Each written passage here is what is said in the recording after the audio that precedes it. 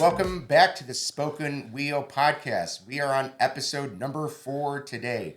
I'm Chris Valadez from Cycle Brookfield, and with me, as always, is... I'm Peter Janunas. I'm the owner of Gears 2 in Riverside, Illinois.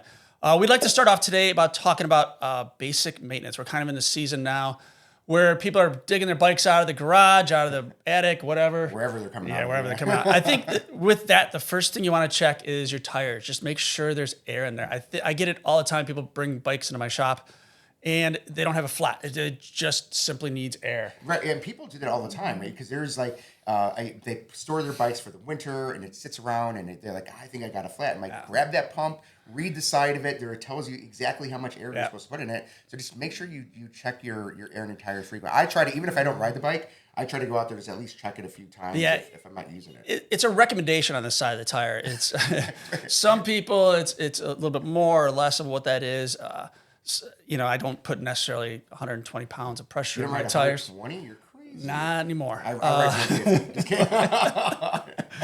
On the track, I used to ride like 180, but not anymore. Are you serious? Is that a joke? No, it's like it's high pressure. So like 180 that PSI. Sounds really dangerous. I can't wait to do a track with you. Yeah. Great. Yeah. I think check the brakes, make sure they're working right. Obviously, you want them working, the gears. And if you need a lot of maintenance, obviously bring it into a bike shop and is have them is there a bike shop maybe they can go to? Yeah, it's right behind. Got the banner behind me now. Yeah, Gears to You. Look it up. Yeah, Pete runs a great bike shop. If you're in the area and you need some maintenance and repair, that bike is coming out. Like I said, the weather's changing here in Chicagoland. Your bike very likely is going to need a little something. Do some bike maintenance, like Pete said. Check those brakes.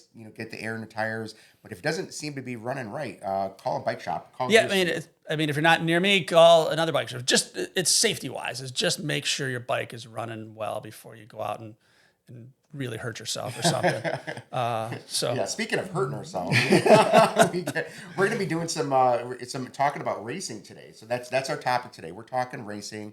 We're doing some opportunities to how actually bike racing and other type of racing works. So there is a guest we have here today, and I know Pete and I have both run races in the past. I know, Pete, you've done some races at the track. What kind of stuff has happened with you over there? Yeah, so years ago, I was president of the Velodrome up in Northbrook here, and we hosted collegiate nationals.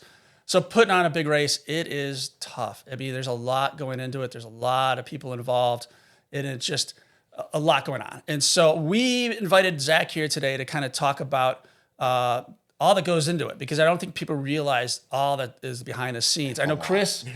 There's a lot. Chris in Brookfield last year, they for the first time they had Intelligentsia Cup. They had one of the stages here. Stage 6, Cycle Brookfield Criteria. Yeah, it's happening again this year, July 24th. Yeah, so put it on your calendars, everyone. Wednesday, July 24th. Cycle Brookfield Criterium returns. But yeah, as Pete said, it's a lot of work to put and host any sort of event, specifically like a bike race of this nature. It is an intense thing to do. So we're going to talk to Zach a little bit about tips and tricks and what happens in the background of actually running a race. Yeah, I think after this conversation, you'll really appreciate all that goes into it. So Zach, you're here. Let's talk.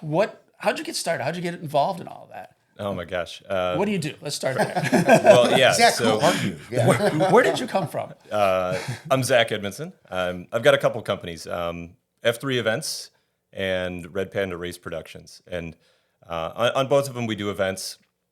I come from the running world, so I got into running really through my father, through my family. I've been a lifelong runner, and you eventually wind up, if you're a runner, you wind up at events, and then someone asks you to volunteer, and then someone asks you to be a captain, and then they go, "Hey, you want to make like $100 a day?" And so I think like a lot of what we do, a lot of money involved in this. Yeah. So much money, probably similar to bike maintenance and repair. Touche. I think so. I think like a lot of what we do, doing events, producing events is like, it's an endurance sport itself. And getting into it has been an endurance sport itself. I'm an engineer by background and education, And I moved to Chicago after I met my wife and decided, hey, maybe I'll go work at a running store. And then an opportunity came my way to work for a nonprofit in Chicago that had been paying way too much money to get their events produced. And they decided it'd be better to pay me $15 an hour. So yeah, that's how I got into it. So, I mean, now that you're doing it full time and everything, what kind of events do you do? Mostly running, but I know you do some bike events too. Yeah. And by full time, I think you mean that I have more like 3 part-time jobs that supplement me also taking care of young children. Yeah. So, what was the question? Let's circle back to how you got into hosting events, right? So you worked at a running shop and you were given the opportunity to host an event or two. Maybe tell us, how did that first event kick off, and how did you get into that? Like what sparked your multitude of jobs that you have now today that you're making a full-time career out of? Right. So I was hired by this nonprofit to basically liaise with the event management company that they had hired. And I worked with them, and I thought, this is great. I basically just go back and forth, and I get to kind of just oversee everything and help where needed. And we got through that one event, and I said to my boss, the event management company is really wondering about their contract. They want their contract re-upped. What are we going to do about the next event? And he looked at me and he said, I think you'll do fine. And we'll just hire you. You'll figure it out. You figure it out. Yeah. So Zach, you seem A lot of trust there. So on 3 months' notice, I became the race director of a half marathon in the winter in downtown Chicago. No challenges there. No challenges there It's easy. with the permitting process that I didn't understand, and 0 staff in town to help me. So what could possibly go wrong? Nothing. Right? Flawless. Why execution run all the back way. to that engineering education when you could do this? I was an hourly employee at the time. I put 115 hours on my timesheet that week. Oh my God. There's that many hours in a week to work? That's The last 36 were continuous, basically walking around site, moving a weight from here to there, and yeah. You're really selling this. Yeah. So how do people get into this, Zach? But yeah, it's the kind of thing where you you come back for more. I don't know. It got better from there. Yeah. And I will say I was physically ill afterwards. But it makes you, now when I see an event on TV, I just look at a different way. So you talk about like a criterium coming to Brookfield. Every single one of those barricades had to be placed by hand. Every single one of those banners was zip tied to the barricades. Yeah. I'll tell you, Zach, having run the criterium here in Brookfield, I firmly agree with you. There was, I think, about 4 days where I was moving, constantly doing something. My energy, brain, and attention throughout that week essentially was quite insane. I think I did not leave my house for 2 days following the race because I was so Sounds about right. exhausted. Number one, it was a summer. That day last year, Wednesday, July 26th last year, it was like 140 degrees. It felt like humid, rainy. I mean, I was like dripping sweat by the end of the day. I took like 17 showers, the next day, just to like cool my body down. It was insane. So I understand what it's like. We had a lot of support from the Intelligentsia Cup. We're very fortunate to have that professional race series come to Brookfield, but it was still a lot of work behind the scenes. And I'm not even the engineering mechanics behind it. I was just more or less the liaison, the sponsor for that. But you talk to us about like maybe barricades and things like that for a race and how it is to shut down streets or areas, because I don't think a lot of people understand what that's really like from that perspective of organizing an event of that caliber. I think people just see the end result, of that day of, where all the work that goes into it up to it. Right. Well, good. Then you did something right. If you only see the end result, then good. Because when we see something other than that, or when the general public sees something other than that, then we have a problem. We as event professionals didn't do our job. But these things don't happen in a day. They do and they don't. So you close down a street, it needs to be done in a certain order, needs to be done on a very quick timeline. And you don't figure that out at 7 a.m. of event morning. You figure it out 7 months prior, sitting down with your local police, your local permitting authorities, and or sitting down with, this isn't meant to be a pitch, but sitting down with like an event professional who actually has some experience.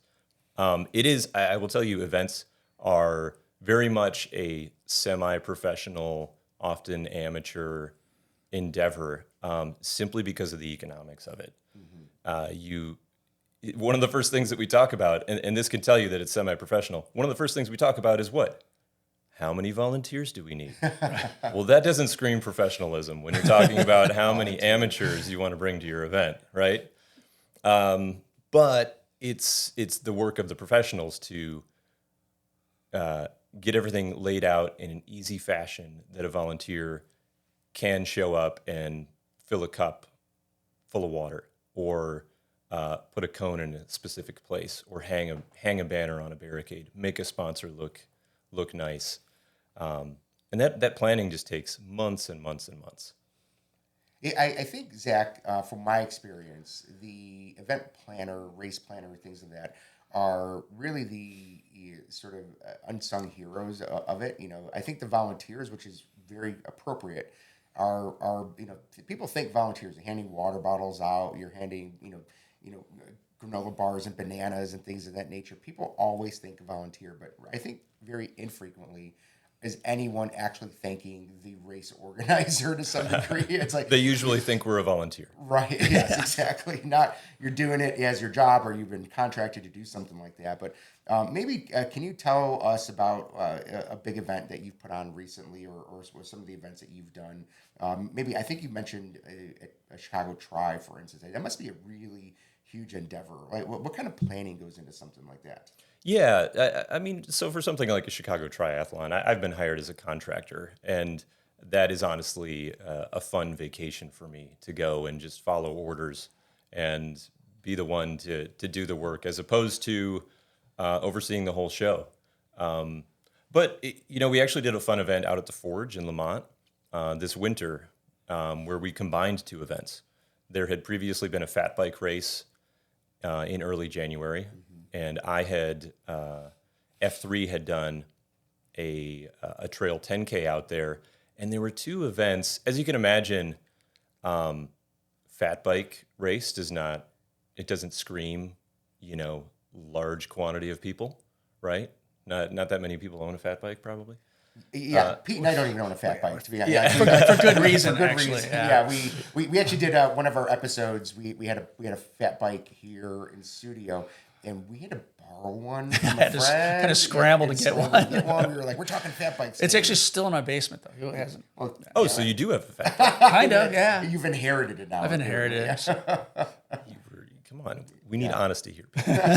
But Zach, I know you put that race on to kind of talk about bikes a little bit here. The race at the Forge seemed to be well attended. I think it was like 10 degrees that day. It was on the cusp of some really rough weather that we had too. We were the beneficiaries of a fat bike event being canceled the following day in, I think, Valparaiso. And it was canceled because that was the start of that really cold stretch that we had. Right. And it was just too cold and too dangerous for the bikers to be out there, from what I understand from the other event producer. But what we did is we basically had a fat bike event, we had a trail run, and we decided it's economically risky for these two things to live on their own, but we can do the event one after the other on the same day, and then it's one expense for insurance. It's one expense for food, et cetera, et cetera. As you can imagine, you only have to mobilize once, do the work once. We were able to figure out a shared course for both events, but that's where that work came in. That was, myself and a race manager going out there a couple times a week and running the course, mapping it at home, saying, how does this look? How does that look? And on top of it, the Forge is trying to run a park. So Right. Yeah. they were out there trying to improve their trails so that they could have better maintenance for the trails that they need to maintain. And there for you the guys public. go stomping on their trails, messing everything up. I mean, preparing for your Well, race. they How tore dare them you. up with a bobcat, and then And you got a we new bike flattened out of them it out too, for didn't it. you? I did. We lost a lot of money on the event because I bought an electric fat bike. Electric fat bike. All right, talk to us about this electric fat bike you got. It actually broke the first time we used it. Well, you didn't get it serviced by the right guy. Apparently. We did not. I won't say where we got it, but Sure. it was not from Gears to You. No, I did talk to Pete about it. He encouraged me to take it back where I got it. And they have since fixed it. I have not ridden it. Good.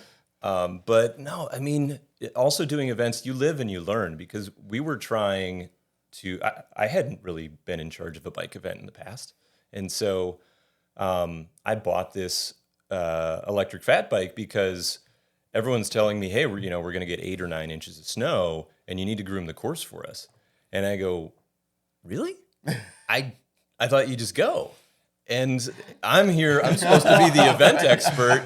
And like, well, duh, of course you can't go ride in, without a groomed course. I mean, so you got this electric fat bike to groom the course. That sounds like an awesome investment for a race of that nature. Right off. It was. Tax write-off. It's a write-off. Well, in truth, it's not the only event that I'm going to do. And I guess I also got tired of being the lead biker for hilly trail races and having to put in the work myself. So it takes effort to go uphill in a fat bike. That sounds. I thought it was supposed to be launched easy. itself, right? it takes effort to go to bike uphill in my wife's bicycle, which Pete has seen and can speak to the fact that it is not working that well. It's working better now that I sent it to Pete. There you go. We're plugging Pete A lot of today, Pete plug. right? That sounds Yeah, great. I like it. Yeah. So he actually, Gears to You was a sponsor of ours for F3 in the capacity as a lead biker, because there's so many pieces to events that oftentimes you can overlook something or not have redundancy in a spot, and one of those spots was lead biker. And we tend to not want to send 2,000 half marathoners out on a course without at least the leader being sent the right direction. So Pete was nice enough to come out and be the lead biker for this event. And Pete's such a nice guy. he's a nice guy. It was a winter half marathon. in Yeah, Chicago. well, you tell him like, hey, you can park your branded van outside of Soldier Field. 2,000 people are going to walk by. Maybe WGN's going to show up. Turns out he gets out of bed in the morning. It worked out well. Yeah. You just need I think you need a GoPro on the back of the bike while you're doing it, so you can see the action. There are definitely. Yeah. Pete came away with. I think he's turning into a fledgling video production guy. He had some ideas that I think we are actually going to put into play. Awesome. Yeah, because we don't have a complicated enough event. I don't have trouble getting volunteers in the winter at all. I would love to add a video production component to my event. I'm here to help. There you go. Yeah. Thank you. Bring some video. We'll show it on our podcast here. We can do that. I think, right? Maybe. Sure. Zach, tell us about some of the reasons people, because this is a podcast for the everyday cyclist. So we're touching on some race things here, which maybe everyday cyclists may not consider. But I know I found myself joining races for different reasons. But like for me, there's like a social aspect with racing. I like going there and seeing the same people that I see frequently. I'm hanging out afterwards. There's usually a beer tent or two, which seems to grab my attention more than I want to admit. But it's hey, I like a beer. After, who doesn't? But I mean, I feel like this is maybe a joke, or maybe I'm not even joking. Every bit of my clothing, all my T-shirts and things, are from some like race of some sort. So I'm always like promoting a race I don't even know. It's just like, hey man, it's a free T-shirt. I paid $50 to join this race. now I got a t-shirt out of it, and that's pretty cool. But what are some other reasons that like some of our followers may want to join a race that you could think of? Yeah, I mean that's the big payoff for myself and a lot of event professionals. That's the payoff. I didn't go work that first event 115 hours a week. I mean, I came away from that event. I could not get out of bed. I had like 105-degree fever.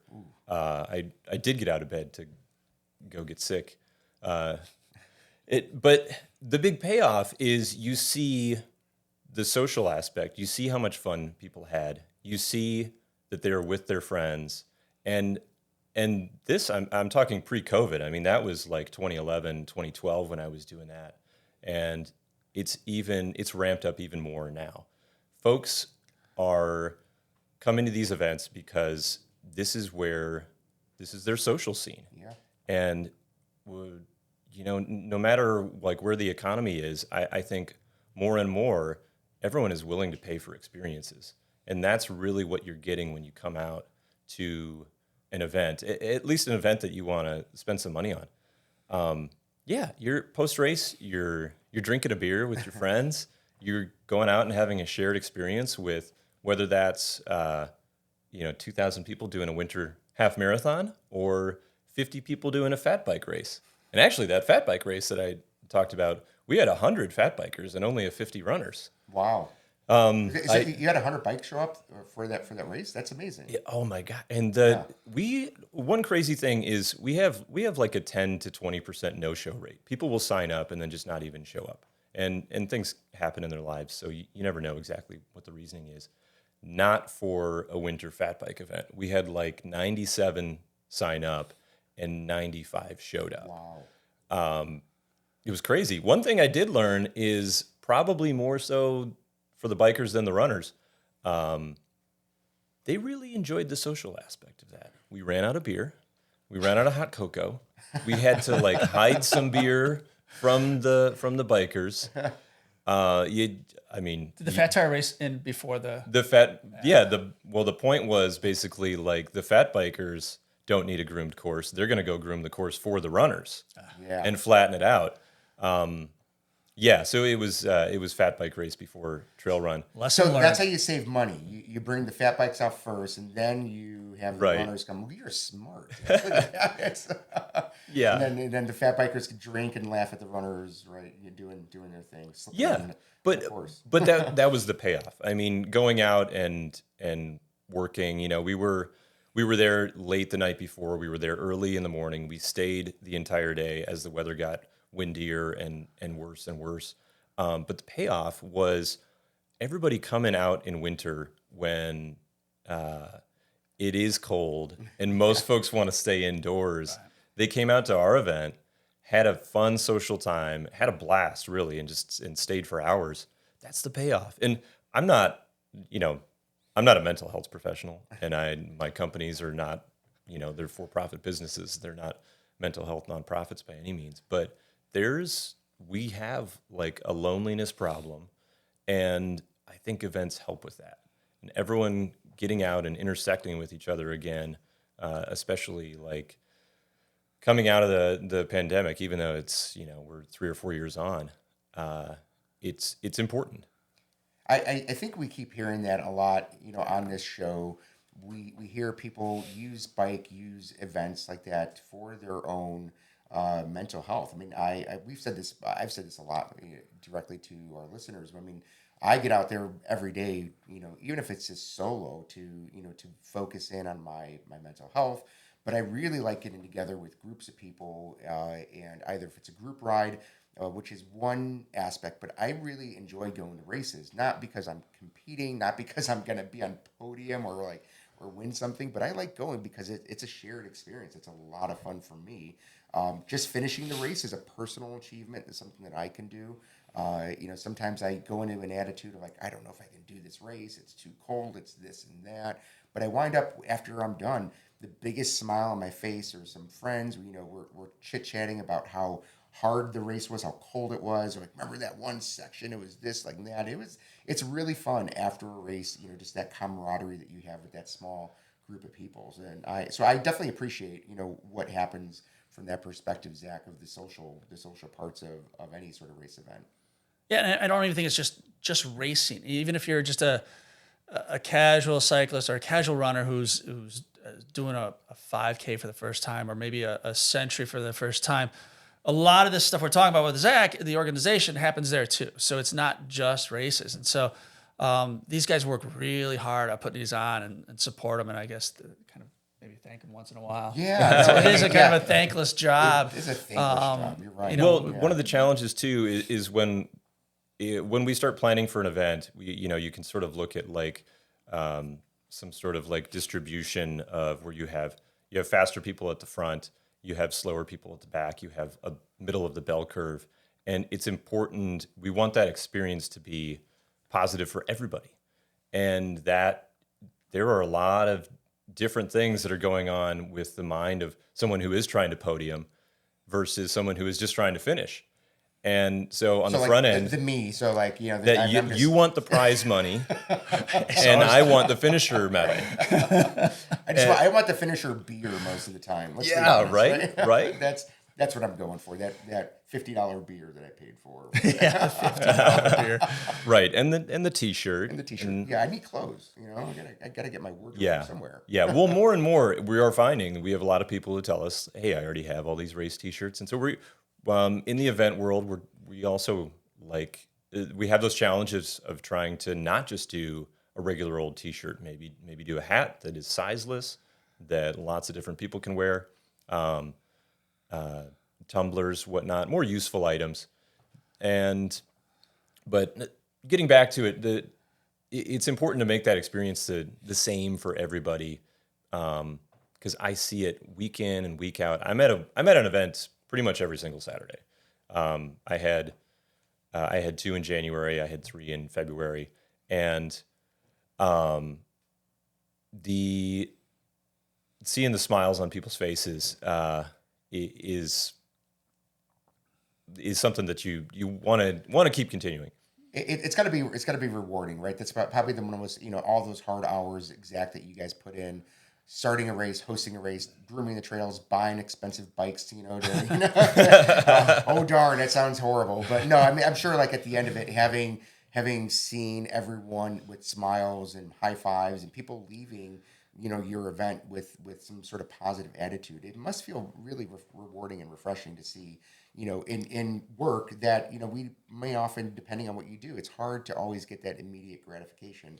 And having that, I'm sure, is rewarding for you. It is, but you talk about appreciating a person like myself, mm-hmm. but I feel like the whole thing is circular, and so we as event professionals try and remember we appreciate if someone's doing a bike event, they spent thousands of dollars on their equipment, and we want them to have a good time, and so what we're saying is that we need a Thank Your Event Planner T-shirt or something. Like a Thank Your Event Planner Day, I've got enough T-shirts. I usually get thanked with a T-shirt, and I politely say, "Do you have a youth large?" Some of those come back as like collector's items. I know, like Apple Cider Century up in Michigan every year. They've been doing it for almost 50 years. Yeah. And the guys have gotten every year. They get a different jersey, and so that becomes a collector's item. Yeah. It's the same thing with I think that's another episode. There's a whole other episode. Yeah. Collecting of jerseys. Yeah. Memorialized T-shirts and events. Yeah. Cycle Brookfield Criterion, by the way, if anyone wants one, cyclebrookfield.com. Super cool stuff. But this has been a lot of fun and interesting for me, Zach. I thanks for coming out here today and telling us, what it's like to put on an event, because hopefully our listeners are out there. They can go and do events. They could participate and see the camaraderie that comes out. If you're riding your bike every day, I promise you can also do a bike race or some sort of event like this. It is a lot of fun. I encourage you to get out there and try to do one if you can. It's a great experience. Yeah, and if you see any volunteers, anyway, just go thank them. Say thanks for being there, and give them a big sweaty hug. Give a big sweaty hug. Buy them a beer, or something. But we appreciate it, all you've done, and it's fun. Yeah, Zach, thanks for coming out. It was good fun. Thanks for having me. It was a blast. Well, that wraps up this episode of the Spoken Wheel Podcast. Thank you, everyone, for tuning in yet again. Can't wait to have you on for the next one. If you have any ideas, please send them our way. I want to give a special shout out to our production crew here to record. I'm telling you, they're doing an amazing job behind the scenes. And we're here at Media Space Studios in Brookfield. Again, I'm Chris Valadez from Cycle Brookfield. And I'm Peter Janunas from Gears to You, if you can't see the sign behind us. It looks great. Yeah, good job. Yeah, we're throwing it up there. So thanks everyone for tuning in today. We'll see you next time. Thank you.